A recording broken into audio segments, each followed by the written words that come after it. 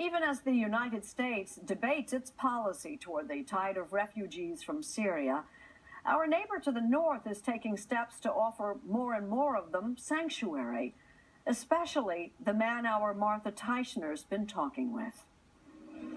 Passengers, please proceed immediately to boarding at gate. By the time the Istanbul-Toronto flight finally landed, Jim Estill had been standing around with his sign for hours. All he knew about the Syrian brother and sister he was meeting at 3 in the morning We're here. was their names, Ahmed and Romov. I'm Jim. I'm Ahmed. Ahmed, how are you? My sister. Oh, good to meet you. I'm very happy. All they knew about him was that somehow this Jim Estill had brought them to Canada. You are a great man. Even in a country eager to welcome Syrian refugees, Estill has upped the ante. We'll head out. Okay. A prominent Canadian entrepreneur and businessman, he put up his own money, $1.5 million Canadian dollars, 1.1 million US, Long live Canada. to resettle 58 Syrian families, 250 people, in Guelph, a small university city an hour west of Toronto. Why? Because he was haunted by those pictures on television of Syrian cities reduced to rubble and Syrian people dying as they tried to escape to someplace else. You don't want to grow old and say you stood by and did nothing. And it's the right thing to do. 68% of Canadians support their government's acceptance of Syrian refugees. In contrast, 54% of American voters think the United States has no responsibility to take Syrians. The fundamental argument against Syrian refugees in the United States is the fear of terrorism. Are you afraid? I would be wrong to say that there isn't some fear, but statistically, the fear is completely unfounded. I believe, actually, the best way to breed world citizens is to bring them in to our community and give them hope.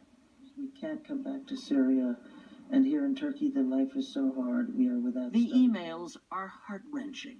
I get 10 a day, and I've gotten well over 1,000. Some of them are 3 pages long with horror stories. Help, help, please help, my life in real danger. Help, please. Please help. Syrians contact Jim Estill directly, because in Canada, individuals can sponsor refugees if they agree to fully support them for a year. Since November 2015, Canada has admitted 40,000 Syrians, 16,000 of those privately sponsored. All were vetted by the Canadian government, a process that typically takes 6 to 9 months. The hard part is deciding who to choose. It's actually a terrible process. It's awful. We try to pick people who we think will settle well, being able to support themselves. So the ideal refugee situation would be a family with children? Yeah, mom and dad with children, and I also like extended families. Baby? Each family is assigned an Arabic-speaking mentor, and at least 3 English-speaking mentors, like Dan Maitland. From among the 800 volunteers Estill has recruited to help the refugees adjust. Who gets more out of this experience? I do. You do? I do. More than Ahmed? Oh, yeah. He's like older brother for me. And Older brother? yeah.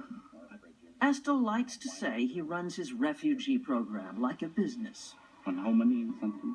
32 inch. 32. In fact, he put some of the new arrivals, like Ahmad Abad, to work temporarily at Danby, the appliance manufacturing company he runs. Find. I'll find my husband. He even gives them time during the workday to attend English classes at the factory. I said to him, thank you for what you doing for us, but I need to work. I need to eat from my hand. I don't want to give me fish every day. I need you to learn me fishing. Don't give me the fish. I need to do the fishing. Yeah. Right. Ahmad Abed and his wife Rula arrived in November. From the city of Homs, they owned a clothing factory, destroyed now. This was their neighborhood. This, their apartment. They spent nearly 3 years in Lebanon, living in one room with their 2 sons. One son is still stuck there. See that sign? The exciting new retailer in this Guelph mall is going to be Ahmad. I think this is the dream. A dream come true, thanks to the backing of Jim Estel, who believes Ahmad and his family can and should be running a business again. You're wearing a little Canadian flag on your sweater. Oh, why?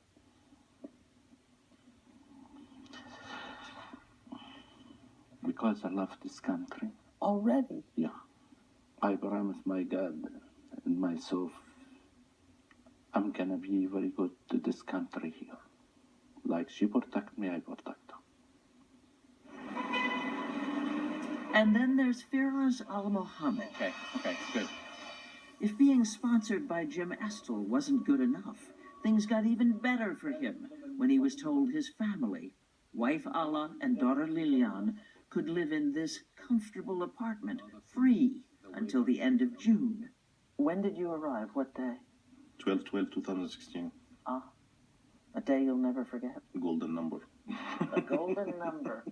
They were handed this notebook, Refugee details, 9, emergency, fire, police. a comprehensive directory of useful information, even pictures of mentors. His name, his mobile number, emails.